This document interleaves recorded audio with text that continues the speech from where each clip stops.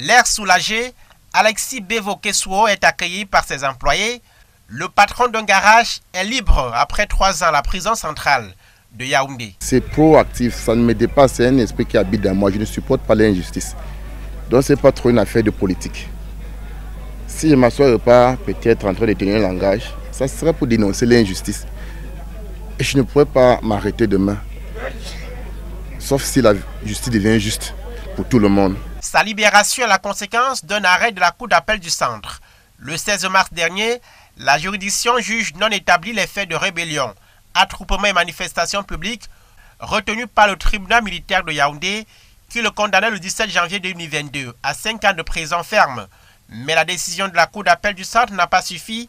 Le jeune de 37 ans a dû passer encore près d'une semaine de détention pour obtenir finalement un bulletin de levée d'écrou. Son avocat verse cette incongruité dans le registre des règlements de compte contre la formation politique de son client. Je pense que la défense doit s'appesantir sur le dossier de réparation, n'est-ce pas, le dossier indemnitaire que les agents de l'État devraient donc supporter, ou bien l'État du Cameroun, n'est-ce pas, pour qu'on l'indemnise de tout ce qu'il a dû subir pendant tout ce temps.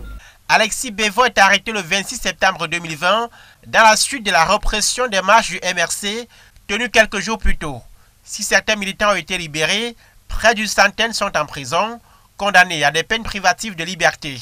La libération du père de 5 enfants, dont les accusations sont similaires à celles des autres détenus du MRC, consacre une incohérence aux yeux des défenseurs des droits de l'homme. Le Cameroun continue de maintenir ces personnes en prison.